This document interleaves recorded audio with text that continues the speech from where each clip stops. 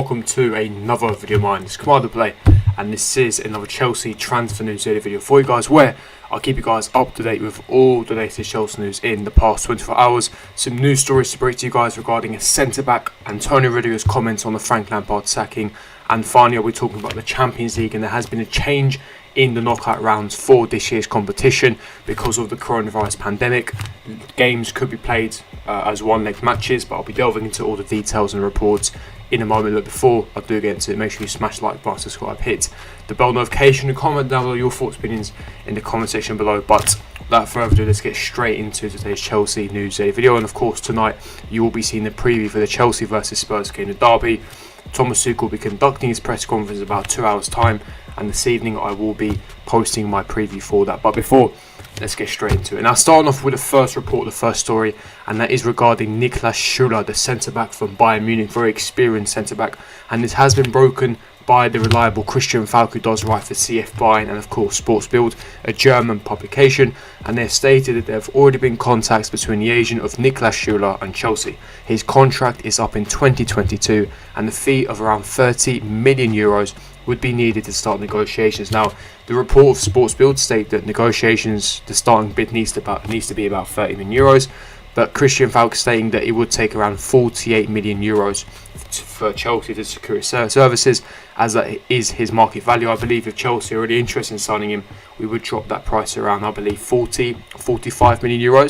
Now, before I give my thoughts, opinions on the player, as I said, it was broken by Christian Falk, and I understand why Chelsea are in for a centre-back. Yes, we have a world-class centre-back in Thiago Silva, but he's 36. He's not going to be around forever. His legs are going to start to give in. He doesn't look 36. He doesn't play like a 36-year-old. He plays like he's still in his prime. But we need to realise he's only got 1 or 2 years left in him, especially at this top level in the Premier League. And then you've got other centre-backs such as your Zumas, your Rüdigers, your Christensens. But are they top tier? Are they your top calibre that are going to win Chelsea titles? That still remains to be seen. There are still question marks over that. So Chelsea are obviously going to be in the market for a world-class centre-back, and hence why Niklas Süle has been added to the shortlist. Now, my question to you guys is, do you think Niklas Süle is a good enough centre-back to be starting for Chelsea and lead us to titles? Is he world-class? That is the main question.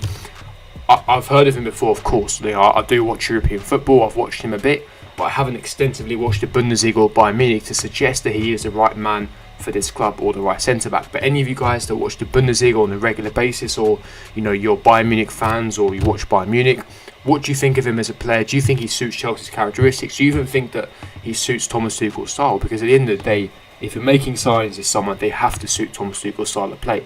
I know we have a tendency to sack and hire managers, but I believe that if Thomas Tuchel was here for a long time, we need to buy players suited to his characteristics to get the best out of his system. So let's see. I've heard some mixed emotions, some mixed reports from various people and various fans regarding Niklas Süle.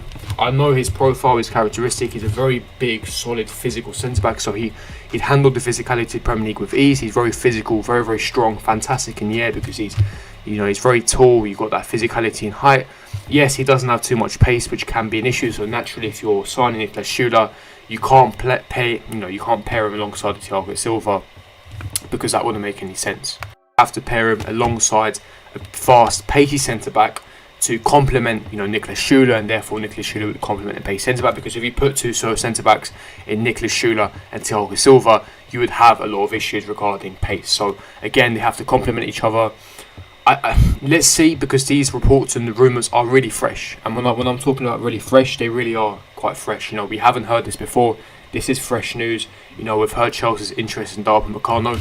Could this be a smokescreen? Who knows? Because this is the first time we're hearing his name, and we know Chelsea are really interested in Darwin Meccano, who is also a Bayern Munich target. So this could just be a smokescreen. This could be a pressure tactic. We don't know. We'll have to wait and see when the reports intensify, and then I'll give you guys a big update. But if you want to hear all the updates on Chelsea news, make sure you hit that subscribe button and hit that bell notification. But again, strong physical centre-back, can handle aerials really well, good ball playing abilities, nice attributes, lacks a lot of pace.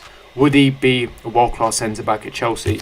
We'll have to wait and see. We'll have to wait and see if Chelsea would end up signing him.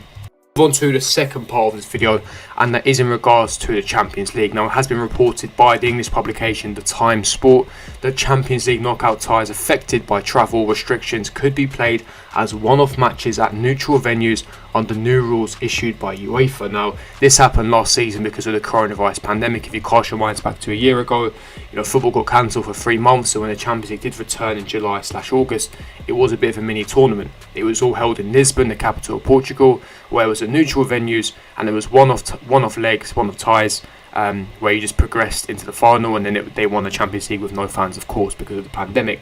Now, according to the English publication Time Sport, due to the new rules issued by UEFA, we could be seeing a repeat of that, repeat of last year. No fans allowed, neutral venues. They haven't, and if they are going to pick a neutral venue, they haven't picked one as of yet. It won't be Portugal because that was last year. Probably a city somewhere in Europe where all the games will be played within the space of 3-4 days, of course. Not 3-4 days, apologies. It will be in between the Premier League season, so it will be over a long period of time, but it will be held at a few specific places in Europe, so a few cities in Europe, but it won't be home and away 2 legs, because at the minute, as it's scheduled, we're supposed to be going to Atletico Madrid away in Madrid at the Wanda Metropolitano to play Atletico, and then they play the return leg at Stamford Bridge, where you got the away goal rules and everything.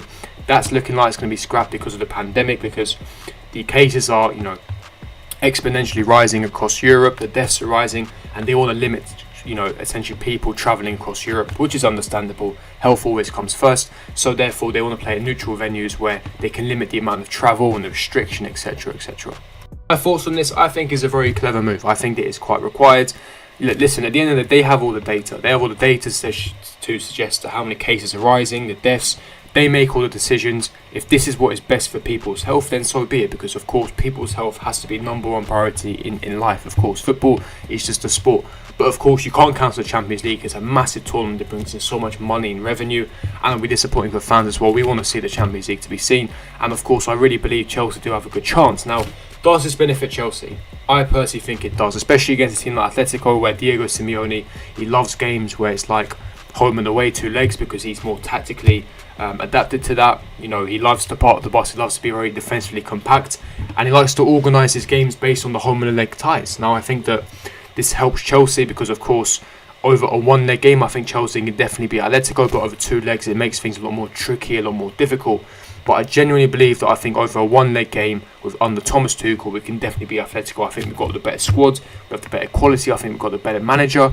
It all depends on who is better on the day. That is what it is. It's a knockout competition. It really depends on who is better on the day. But I'm excited.